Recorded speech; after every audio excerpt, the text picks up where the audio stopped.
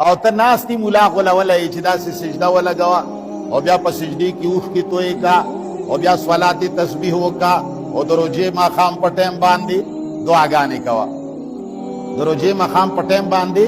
الله تعالی حکم و چې د روژې په ماښام باندې کلي کې ولټوه څوک غریبانان وي هغوی ته روژه ماته یې ولېږه. د ماښام ټیم کور کې پوښتنه وکړه بچی دا خوا کې کور پوښتنه مو کړې ده بچی پلاني دي کره روژه ماته یې و بچی هغو کره م روټۍ وړې ده بچی چکني مو وړې ده هډوکي مو تقسیم کړي دي غوښه م رسولې ده روټۍ م رسولې ده ماښام مو د دې دپاره مولا درته ووي چې دې ټیم کې دعا قبلیږي او ستا خوله وشلې ده تر اوسه پورې د بیت المقدس آزاد نه کړی د یهودو نه چې تش په دعا کار کې دی نو مولانا صاحب بیت المقدس دې څومره کالونه وشو چې نیولی دی خلاص یې کتې ولې مکه او مدینه خلاصه ده مکه او مدینه خو د امریکې په ګرفت کې ده که غواړي ته به حج کوې که نه غواړي ستا پلار حج نشي کوی ته څوک یې ستا کم یو ځای آزاد دی که په تش دعا کار کیږي نو بیا چې کله بیمار شي ډاکټر لا ونیسي ولې مفتي صاحب ویلي دي چې په دعا کار نه کیږي خو نه کیږي تش په دعا کار نه کیږي دعا به الله تعالی نه غواړي ځان به محتاج ګڼي خو کار پې نه کیږي چې عمل ورسره مخکې نه وي. ته چې کله یو سړی بیمار شي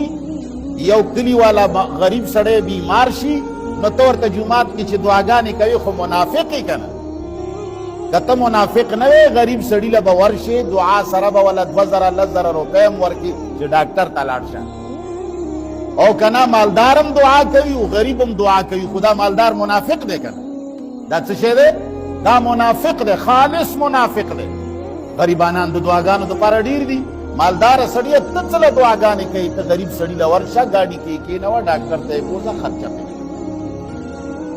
نو بهرحال چې کم ځای کې دین وي هلته به ډله نه وي چې چېرته ډله وي هلته به دین نه وي. زموږ مسلمانان خوشحال دي شکر دی موږ مسلمانان وي دا بالکل د ذهن نه وباسئ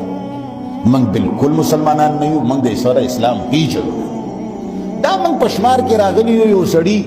تور املوک اغوستی و په تول باندې یا په 15 روپۍ یا په 2 روپۍ غریبانه وه لمن کې اچولي وو نو تور املوک هم تور دي ګونګټ هم تور و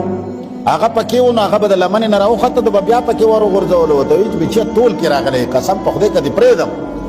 نو چې نور املوکې خولې ته اچول ګونګټې ورسره خولې ته موږ په تول کې راغلي یو موږ مسلمان نه یو مسلمانو داسې معاشره وي چې د یو بل نه یره دي خبره پوهېږي د مسلمانۍ معاشره کې منځونه مه ګوره چې شته ډېر دي که لږ دي د اسلام معاشره دې ته نه وایي چې ګیره به د چا ډېره اوږده ده یاره جي ډېره پسته مسته ګیره یې پرېښې وه اسلام په معاشره کې دا ګوره چې د یو بل نه به د چا یره نه کېږي یو بل نه به د چا ترحه نه کېږي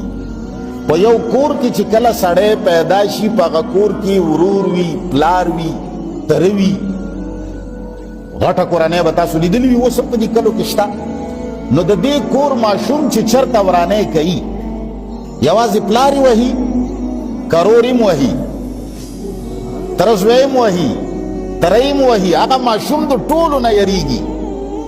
چې زه سګرټ څکمه یا چرس څکمه یا نسوار اچوم تره مې ناست دی پلار مې ناست دی کشر تره مې ناست دی تره زوی مې ناست دی مشر ور مې ناست دی لکه څنګه چې یو ماشوم په خپله غلطه باندې د پلار د تره د ورور نه